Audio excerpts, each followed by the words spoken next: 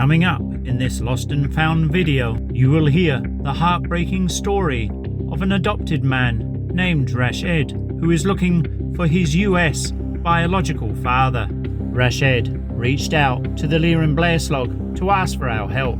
By using donated ancestry DNA kits, we are trying to reunite as many long-lost fathers with their Filipino children as possible, and Rashid has been waiting 39 years.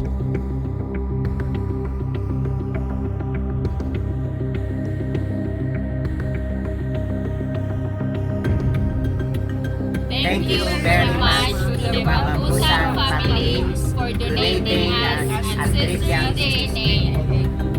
Once every couple of months, we will distribute as many donated DNA kits as possible. And on that special day, Rashid, shown here, had travelled 4 hours to receive his kit.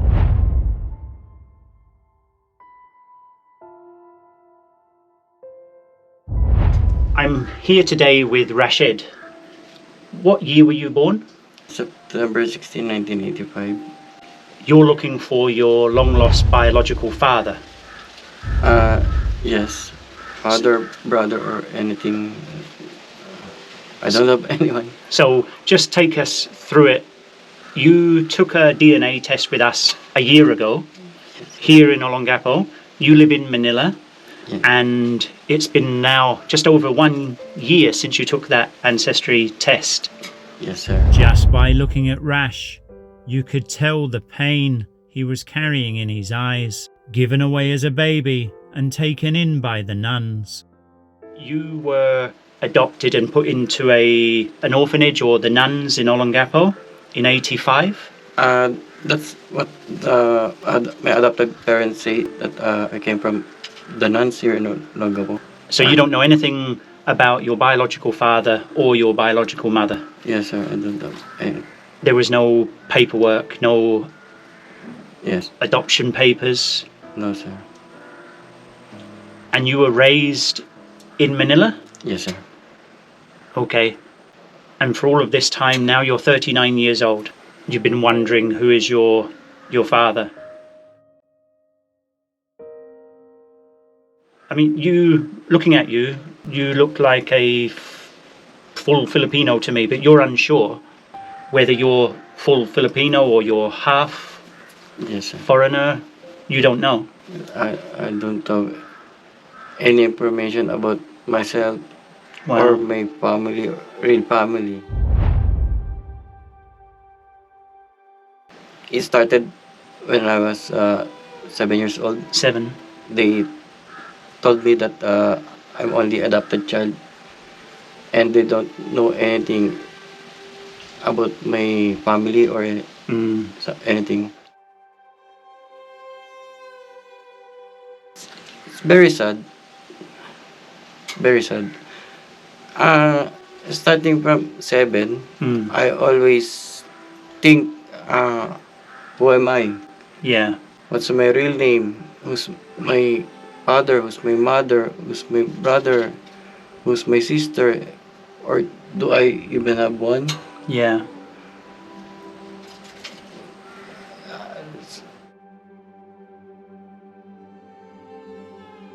Hindi ko po masabi talaga lahat kung ano yung lungkot eh. Pero, alam niyo yun, yung pag may nakita kayong pamilya na kumpleto sila, nandun, may mga kakapatid, nanay, may tatay. Ang bigat eh. Kaya simula bata pa lang ako, sobrang lungkot talaga. Ang bigat na. Kaya, ayun, nung makita ko po kayo, nagkaroon ako ng pag-asa kahit paano.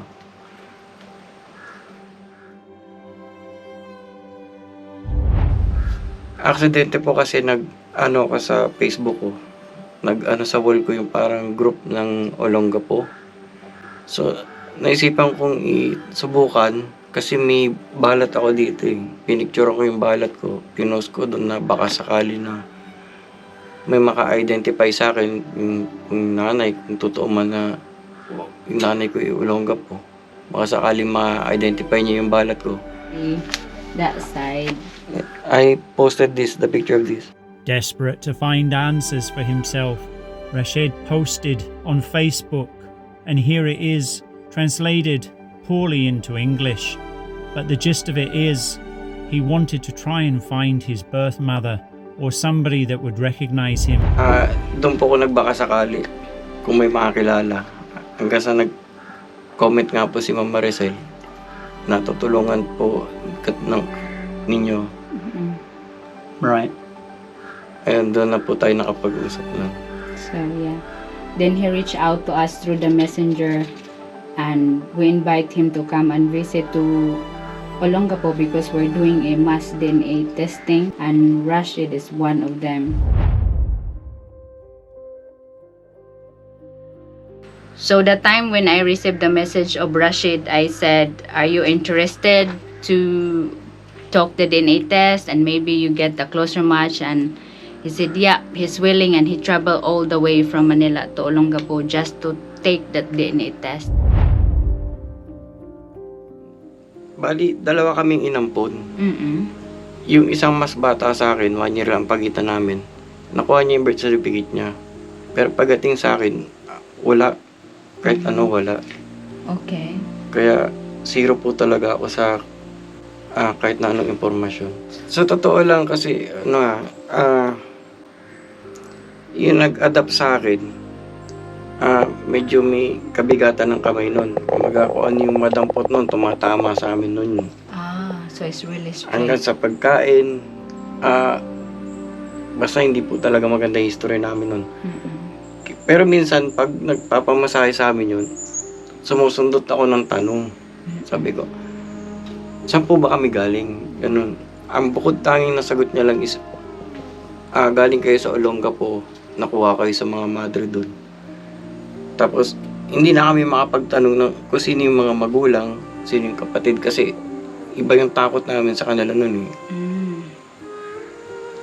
Because napapagmalupitan kami noon eh. So for 39 years, you're parang hindi mo alam kung saan ka galing. Yun nga, ano ko dun eh. Kung putok ako sa buho, yung mga sinasabing sumusulpot na lang sa buho, yung mga ganun. Kasi, wala talaga akong kahit ni isang kadugo na kilala na alam. Kumbaga, kung yung hangganan ng naaalala ko, una maganda eh. May aya kami. Kumbaga, may sarili kaming kwarto kasi mayaman talaga yun eh. Tapos simula nung inamin nila na ampon kami, dalawa kami nun eh, nag-iba yung pakikitungo sa amin. Ando na kami sa punto na natutulog na kami sa maid's quarters, yung mga ganun. Sa ano ng mga driver. Hindi na namin na yung kung yung nakakapaglaro kami doon, nakakapag kami TV, nakakapagbukas kami ng regalo sa pagpasko. Yun po yung di ko malaman din eh, kung bakit biglang ganon na, kasi sa 7 years na edad, ano eh, baga sa isip namin laro pa eh. So hanggang lumaki kayo ganyan pa rin, or? Hanggang sa tumungtong ako ng 12 years old, tapos nung hindi ko na makayanan talaga yung nararanasan namin doon, kasi lahat eh, nanakit, pagkain, yung kumbaga yung lungkot ng sitwasyon ko doon, naisipan ko lumayas. Hanggang sa napunta ako sa kung saan lugar, nung lumayas ako. So lumayas kayo at 12 years old? Nagtrabaho ako sa isang company na sa isang computer shop muna. Tapos natuto ako mag-repair ng mga computers. Nagsiservice kami ng mga computer shop. Hanggang doon sa nahasa yung kakayahan ko pagdating sa computer. Nagamit ko yun para makapag-apply sa yung malaking company. Nagre-repair ako ng mga computer ng mga CNC machines. Hanggang sa nakapag-resign ako, nagtayo ako ng sariling business. So, supply ng mga consumables sa mga metal fabricators. So, yan yung business mo ngayon? Ilang years na? 2 years na rin. May get. Wow. So, from adopted child Tapos, yun, tumakas. Tapos ngayon, look at you. You're still surviving and you have your own business. Sa Ranay naman, kung pinaampun ako o pinamigay ako, wala akong sama ng loob doon kasi alam ko ang sitwasyon ng panahon na yun eh. Kumbaga, ang sitwasyon ng mga Pilipino na, mga katulad na, kumbaga, yung pagdating sa trabaho, yung financial na kapasidad natin, kung naisipan niya kung nakapag-desisyon na ipamigay ako, wala akong sama ng loob doon. Makilala ko lang yung pinanggalingan ko, masaya na ako.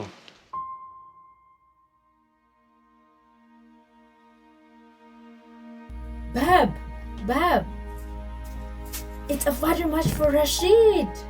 And a brother match. Oh, I didn't. Far out.